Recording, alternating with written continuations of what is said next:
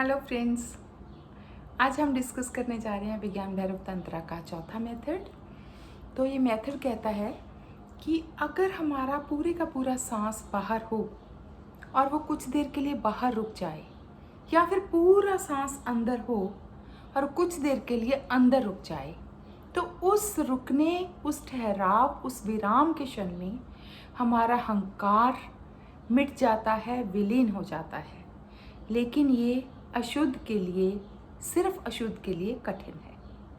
तो ये जो मेथड है, मेथड इतना सा है, मतलब भगवान शिव क्या कहते हैं इसमें कि अगर हमारा पूरे का पूरा सांस बाहर है और वो किसी वजह से कुछ देर के लिए बाहर रुक जाता है, और अगर हमारा पूरे का पूरा सांस अंदर है और वो कुछ देर के लिए अंदर रुक जाता है, तो उस विराम में, उस ठहराव में हमारा पूरा अहंकार खत्म हो जाता है, विलीन हो जाता है और हम उपलब्ध हो सकते हैं उस क्षण में।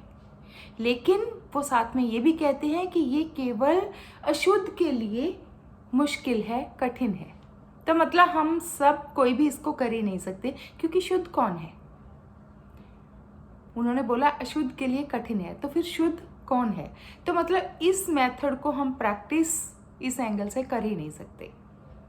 लेकिन हाँ, ये ऐसा हो सकता है कि इसकी घटना घट सकती है। मान लीजिए फॉर एग्जांपल आप गाड़ी ड्राइव कर रहे हैं और सामने से कोई कार आ जाती है। उस क्षण में आपको लगता है कि अभी 1 मिनट में क्या होगा कि एक्सीडेंट हो जाएगा। इसी एक पल में वो कार, हमारी कार सामने वाली कार से टकरा जाएगी, एक्सीडेंट हो जाएगा और 1 मिनट में सब खत्म हो जाएगा, हमारी मृत्यु हो जाएगी। तो उस एक पल में क्या होगा कि अगर आपका श्वास बाहर है पूरी तरीके से, तो आप उसे अंदर नहीं ले पाएंगे, और अगर अंदर है तो आप उसे बाहर नहीं फेंक पाएंगे सांस को, क्योंकि उस क्षण में वो जो ऐसा पल होता है, उस डर में या उस ऐसे पल में जब हमें लगता है कि हमें एकदम हमारी मृत्यु होने वाली है, तो जो चीज़ जहाँ है वहीं के वहीं वो ठहर जाती है। इवन हमारा सांस भी रुक जाता है। अगर अंदर है तो अंदर ही, हम कई बार बोलते हैं ना कि मेरा तो सांस ही रुक गया था, वो सही बात है, क्योंकि अगर हमारा सांस अंदर है तो हमारा अंदर ही रुक जाएगा, हम बाहर नहीं निकाल पाएंगे, और अगर बाहर है तो हम अंदर नहीं ले पाएंगे।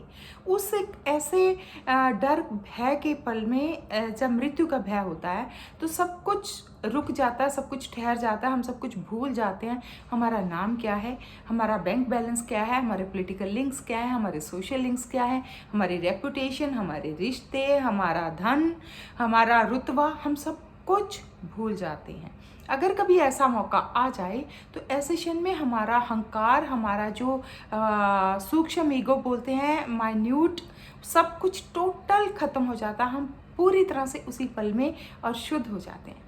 तो ऐसे में एक घटना घट सकती है कि हम निर्वाण को उपलब्ध हो सकते हैं, हम एनलाइटन हो सकते हैं।